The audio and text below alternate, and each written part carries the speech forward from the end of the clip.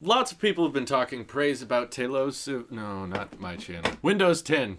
I get confused about that. People love my channel. Now, you're a first-time guest on the tech channel. This is Max Hansen. As you should know. And the reason why he's rarely on this show is because you're very anti-Apple. Yes. We're going to establish his credibility because this is a Windows 10 hate. I will answer all this very honestly. Yes. Now, I love Apple as a company. I love all their products. I love the way they do things. Do you love Apple? I do not. Do you buy Apple products? I make an effort not to. You go out of your way not to. I go out of my way not to. It's not very far, but I don't. Do you have an unbiased opinion towards Apple, or could you say you discriminate against Apple? I discriminate against Apple. I've never bought an Apple product. I've won an Apple product in a contest, but I've never bought one. So we've got can we safely call you an Apple hater? Hate's a strong. Okay, Apple anti-Apple tech consumer we have on the record here to talk about Windows 10, which we both had very similar experiences with, because though I am very Apple supportive, I do have a custom-built gaming PC, and you have a custom-built gaming PC, and both of us were running Windows 7, and when Windows 10 came out, like everyone, we were very excited about it. Of course. Because there's supposed to be the merging of 7 and 8, but in a good way, so that, because 8 sucked. Yeah, 8. Everyone hated 8. So 10 was supposed to be the savior that's going to bring everything together. The last OS they were just going to update, it was supposed to be perfect. The final operating system. Far from. That could work on phones, tablets, laptops, desktops. They merged all of this, which I thought was interesting. It's a fascinating attempt. If they did it right, it would have been great, and I gave them a shot. I really did. And so let's talk this story. You're a gamer. I am a gamer. You're a high-end gamer. NVIDIA, I have high-end GPU. I have a lot of good stuff. My rig's expensive and it works very well. We won't get into details because we just get to the point. Yeah. So what was the game that was good, and then later that Windows 10 affected it? Why don't you go on? Well, actually, all of my Steam games that I had during my update stopped saving. So on 7 they saved. No problem. On 7 they saved, no problems whatsoever. As soon as they updated, every single game I had was unable to save, and I spent a few months trying to fix that. And eventually I just gave up because I thought, they'll come out with a patch or some I'll finally find an FAQ that will help me fix it. How extensive did you research these? How long did this go? I spent several hours, on very many days. Dedicated days. I went deep I went into a lot of rabbit holes trying to find fixes, and it was a fruitless effort. I changed a lot about my computer, and I might have caused a lot of damage.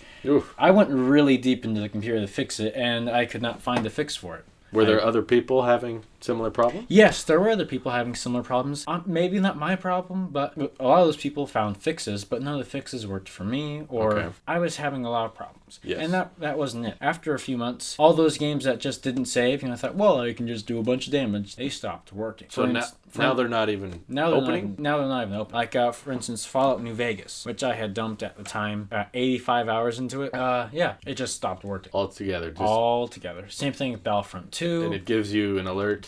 It's like I open it waits a few seconds, and it says, it suddenly stopped working. Click on this to find out details. Click on details.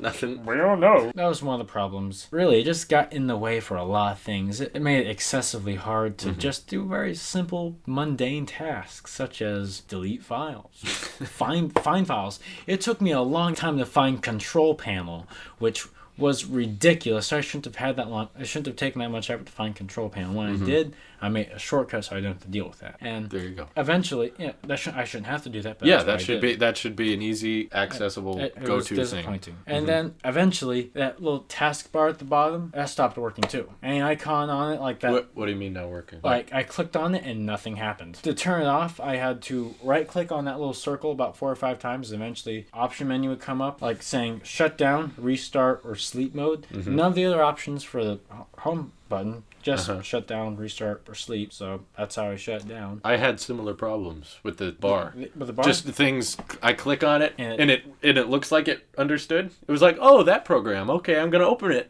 Nothing. Did you ever use Cortana? I did use Cortana. Did it work? No. What did you ask it to do? Well, her. What I found out very quickly that if you ask it to do something on the computer, like bring up a file, it'll Google bring up insert file name. Not even Google. Bing. It bings Not it. even Google. Bing. I changed the default browser 3 times, and every time I changed it, it just went back to Bing. Really? Really. You told it to go to Google, and then it goes back. And it went to Bing. It acted like Apple, and it took away my freedoms. It took away my control as the user. Except Apple doesn't do that with their Except browser. Apple does do that. Not with the browser. Not with the browser. Which is what this did. But yeah, I changed it to Google and it said, yeah, no, you're using our Microsoft product because we want you to. This is the better way. This is better. This is what you want. So how long did you try to work with Windows 10? August, September, October, December. Researching all the time what could be done to fix these problems. The entire time I had it, I was trying to figure out how to fix it. So August, September, October, November, December.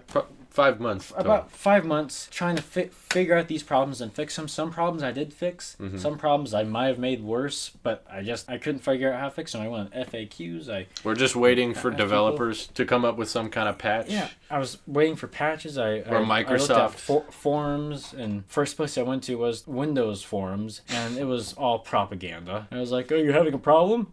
We don't have those here." Yeah. So it wasn't like you just were arrogant towards computers. No, I felt like I was being very I don't want to use the word compassionate, but analytical. I was being very understanding of these problems. I went to great lengths to excuse it because frankly, if I wasn't giving this a go, I would have gotten rid of it so much sooner than I did. Which leads us into the actual solution. How did I fix all my problems? I erased my entire computer, everything on it, wiped all the hard drives, and I reinstalled the Windows 7 that my computer came with. Windows 7. I had the disk in my desk. I installed it. Saves the day. It saved the day. The 5-year-old operating system. The 5-year-old operating system beat out Windows 10. I erased everything I put on Windows 7, and I went to a friend's house because they have way faster internet, and I downloaded everything that I was missing. It took me about 2 days, and there were no problem. All the games worked. They saved? All the games I had gotten since the update and the ones I had gotten before, they all saved and they all worked. And because Steam's so nice to have cloud storage, I didn't lose anything. Really? So all that the 85 hours came back? They all came back. Look at that. Yeah. That's amazing. Just saved all that, and then literally, no matter what you looked into, no matter what you tried. No matter what I tried, I could not fix the problems. I tried everything. I didn't give up for 4.5 months. It took a lot of effort on my behalf to fix it. Wow. And I didn't even fix it. It was frustrating. Now, lots of people are enjoying Windows 10. The successful Windows 10 operations I have seen in the Surface, like the tablets, and laptop hybrids. So basically, I feel like Windows 10 was kind of a screw you to the custom builders, to like you and me. I could see that. That don't buy the actual direct products from Microsoft.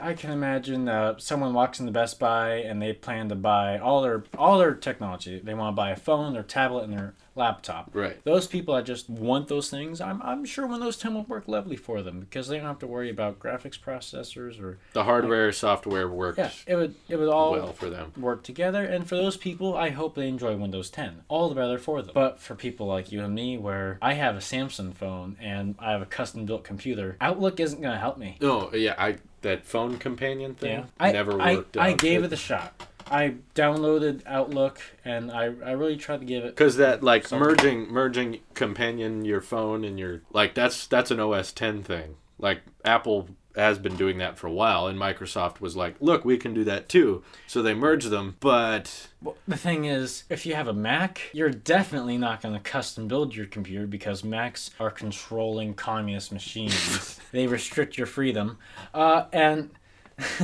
you can't read the caption, but I can. Windows 10 would be you could put on anything. You can custom build your computer and put Windows 10 on it, and that's the conflict. That's why I got a PC. Apple, and it fundamentally could not work. That's why I got a PC. Because you could customize, you could control what you wanted on the computer. You didn't have to get exactly what are controlling, and they restrict your freedoms for your sake, and that's good for OS 10 because you can connect your iPhone, which restricts you for your sake. and your Mac that restricts you for your sake, and your iPad that restricts you for your sake. But for Android devices and PC, which gives the user so much more freedom, a lost forest of it just makes it confusing. Third parties that don't work well together. It makes it so confusing, and that's where they went wrong. So they basically, what do you think their approach was attempting? Their approach was attempting to copy Apple.